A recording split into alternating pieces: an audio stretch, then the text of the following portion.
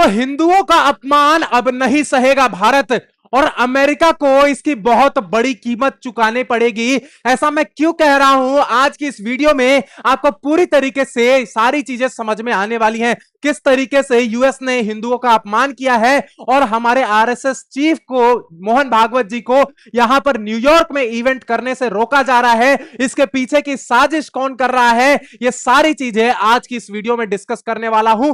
जय हिंद दोस्तों, मेरा नाम है आयुष और स्वागत करता हूं आप सभी का महेशन एकेडमी के इस शानदार प्लेटफॉर्म पे। दोस्तों, वीडियो को लाइक और चैनल को सब्सक्राइब जरूर कर देना और साथ में इस वीडियो को हर एक भारतीय, हर एक हिंदू के साथ शेयर करना, क्योंकि ये सारी चीजें सबके लिए इंपॉर्टेंट है। हर एक भारतीय के लिए इंपॉर्टेंट है, हर एक हिंदू के लिए इंपॉर्टेंट है। दोस्तों, आपको आर्टिकल पहले दिखाता हूं कि आखिर मांजरा क्या है, मामला क्या है। ये देखिए, Mohan Bhagwat receive warm welcome in New York.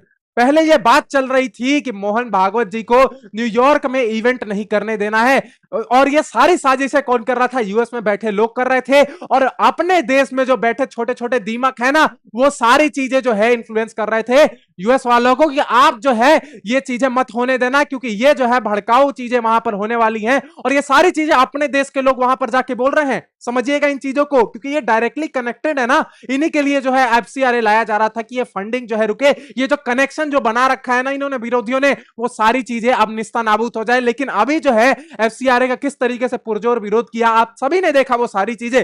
लेकिन यहां पर मोहन भागवत जी रुके नहीं और न्यूयॉर्क गए और उन्हें बहुत तरीके से वहां पर उनका स्वागत किया गया, बहुत वार्म वेलकम दिया गया उन्हें। ये सारी तस्वीरें जो है हिंदुओं ने जो है पूरी तरीके से उनका अच्छे ढंग से स्वागत किया यहां पर। और दोस्तों, RSS chief visit US, RSS chief Mohan Bhagwat to visit US from 25 of August to address major event in New York। मतलब एक इवेंट होने वाला है जहां पर वो जितने भी इंडियन डायस्पोरा के लोग हैं वहां पर क्या करेंगे, उनको संबोधित करेंगे और उनको सारी चीजें बताएंगे। यहां पर जो है ये सारी, जैसे ही ये बात जो है, सारी बातें पता चलती है यूएस के अंदर ये सारी चीजें होने वाली है, यूएस वालों ने पूरी तरीके से विरोध किया। देखिए आप, IAMC and allied faith organization protest against Mohan Bhagwat event Madison Square Garden. मतलब ये स्क्वायर गार्डन के अंदर ही, न्यूयॉर्क के अंदर है मेडिसन स्क्वायर गार्डन, वहां पर जो है ये सारे इवेंट होने वाले हैं, ये इवेंट होगा।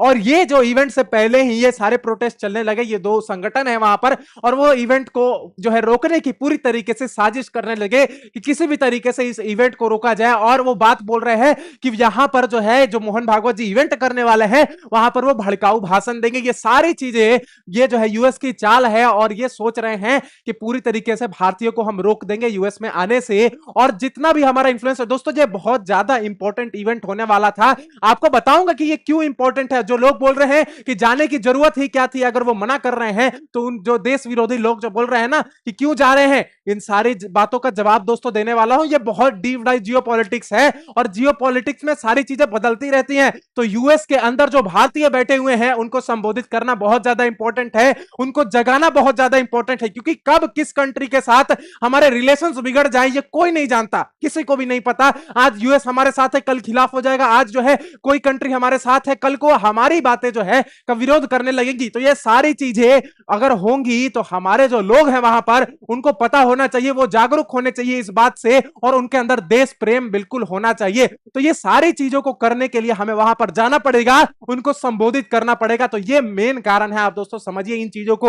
और जो लोग बोल रहे हैं कि जाने की क्या जरूरत थी, वो तो पागल इंसान है, उनको जो है देश तोड़ने से फुर्सत नहीं मिलती है। समझिएगा इन चीजों को। और यहां पर ये जो है जोरान मंदानी, और ये न्यूयॉर्क का मेयर है और ये बात कहता है कि मैं सपोर्ट नहीं करता हूं, मैं पूरी तरीके से अपोज कर रहा हूं, लेकिन हमारा इसमें कोई ज्यूरिडिक्शन नहीं है, हमारे हक में ये नहीं है कि हम जो है ये इवेंट को रुकवा दे, क्योंकि तुम्हारी हिम्मत नहीं है। सीधी सिंपल बात है, तुम्हारी हिम्मत नहीं है कि तुम इवेंट को रुकवा दो। तुम सिर्फ जो है माहौल बना सकते हो, क्रिएट कर सकते हो कि हाँ भाई बहुत बड़ा इवेंट होने वाला है और इसको हम अपोज कर रहे हैं, ये माहौल बस बना सकते हैं। इनको रोकने की हिम्मत नहीं है, क्योंकि हिंदुओं को आज तक किसी ने नहीं रोका है। समझिएगा इन चीजों को। भारतीय किसी के जो है जोर दबाव में नहीं आने वाले हैं। ये सारी बातें जो है अब यूएस भी समझता है इन बातों को। अब देखिए, आपको बता देता हूं आर्टिकल क्या कह रहा है। I don't support the rally, Zohran Mamdani oppose RSS chief Mohan Bhagwat Madison Square event. मतलब अपोज किया, लेकिन साथ में यह भी कह दिया कि मेरे हक में कुछ नहीं है, क्योंकि ये कुछ कर नहीं पाएगा, भारतीयों को रोक नहीं पाएगा। यहां पर देखिए Bhagwat is scheduled to address around 5000 members. सोचो इतनी बड़ी आबादी को अगर आप एड्रेस कर रहे हो तो ये सारी चीजें इंफ्लुएंस करेंगे लोगों को और बताएंगे कि भारतीयों के साथ रहना बिल्कुल ज्यादा जरूरी है। यहां पर भारत का आप साथ दीजिएगा किसी भी तरीके से। अगर जियोपॉलिटिक्स शिफ्ट देखने को मिलता है यूएस के अंदर, अगर वो बातें ऐसी बोलता है यूएस, तो आपको जो है हमारे तरफ से आपको बातें बतानी पड़ेगी वहां पे। अगर आप देखते हैं कि न्यूयॉर्क के अंदर बहुत सारे प्रोटेस्ट भी चलते हैं भारत के लिए कि ये चीजें नहीं होनी चाहिए, तो ये सब क्यों होता है? क्योंकि वहां के लोगों के अंदर भावनाएं हैं और ये भावनाओं को जगाने के लिए मोहन भागवत जी वहां पर जा रहे हैं। समझिएगा इन चीजों को। Members of Indian diaspora at iconic New York venue 29 अगस्त के दिन ये जो है होने वाला है। अभी जो है वो न्यूयॉर्क के अंदर जो है पहुंच चुके हैं 25 अगस्त के दिन। और his visit to United State part of Rashtriya Swayamsevak Sangh centenary year global outreach program. I don't support the rally, but I don't know if city has any jurisdiction on cancelling a private event. मतलब उन्होंने साफ कह दिया कि ये हमारे हक में नहीं है क्योंकि ये एक प्राइवेट इवेंट है और सीधी सिंपल बात है कि हम इसको नहीं रोक सकते। सीधी बात जो है किसने कही? जोरान मंदानी ने कही और यही यूएस का भी टेक है। अब आपको बता देता हूं कि ये जो है यूएस का टेक है, इंटरनेशनल बात है। अब हमारे देश के दीमक क्या कह रहे हैं इसके बारे में ये भी देख लो।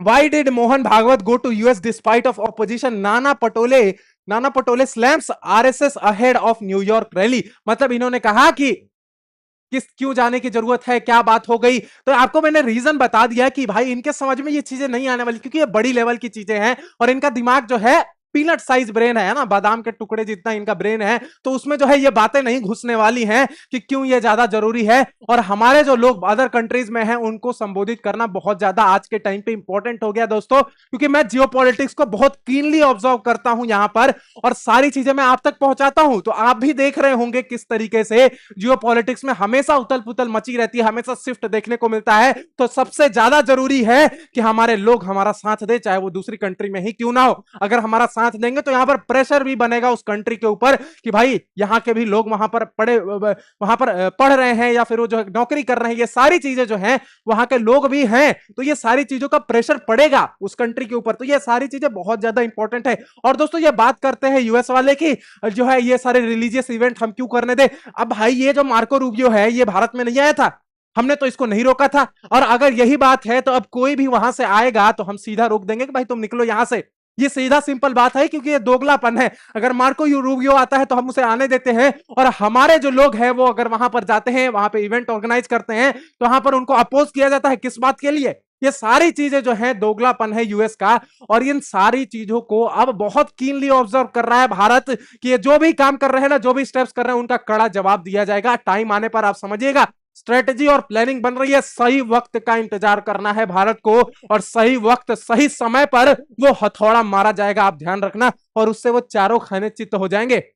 अब आपको बताता हूं कि यहां पर हमारे भारत के अंदर क्या हो रहा है। दोस्तों यूपी में एक स्कूल है और वहां के जो है बच्चियों ने क्या किया कि हाई कोर्ट के अंदर पिटीशन डाला और यहां पर देखिए high court reject UP students हिजाब plea uphold school dress code. यहां पर जो है इलाहाबाद हाई कोर्ट ने सीधा कहा कि हिजाब जो है वो एक इंपॉर्टेंट पार्ट नहीं है। देखिए क्या कहा है, hijab is not essential part of Islamic faith. Allahabad high court dismiss Muslim girls plea to wear it hijab at with school uniform. मतलब उन्होंने सीधा कहा कि स्कूल यूनिफॉर्म में किसी भी तरीके से हिजाब पहनने की जरूरत नहीं है। दोस्तों आपको एक बात बताता हूं, जो ये लोग कहते हैं कि हिजाब पहनना बहुत ज्यादा जरूरी है और खासकर ऐसे इंस्टीट्यूशंस में जहां पर स्कूल जहां पर ये चीजें होती हैं कि बच्चों को इक्वालिटी यहां पर दिखानी है, बच्चों को यहां पर जो है शिक्षा देनी है कि हम सब इक्वल हैं। वहां पर जो है स्कूल के अंदर कोई बोलता है क्या कि मैं हिंदू हूं, मैं मुसलमान हूं, मैं सिख हूं, मैं ईसाई हूं, मैं इस जात का हूं, मैं उस जात का हूं। ये सारी चीजें स्कूल के अंदर नहीं देखी जाती है क्योंकि बच्चों के अंदर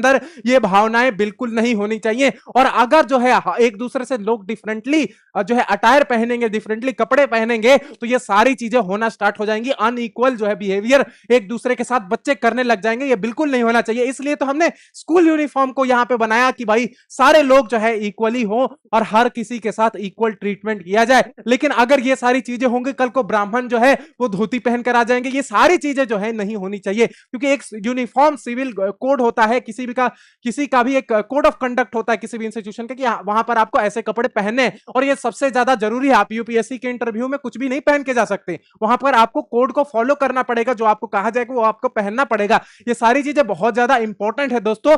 तो यहां पर स्कूल में ये सारी चीजें जो है मैंडेटरी नहीं होनी चाहिए। इलाहाबाद हाईकोर्ट ने देखिए क्या कहा, the high court stated that as long as dress code is uniform, मतलब ये सारी चीजें यूनिफॉर्म होने चाहिए, इक्वल होने चाहिए हर बच्चे के लिए, मेड इन गुड फेथ, मतलब इसको अच्छे विचार से बनाया गया है भाई। इस यूनिफॉर्म को इस तरीके से डिजाइन किया कि हर आदमी इक्वल फील करे।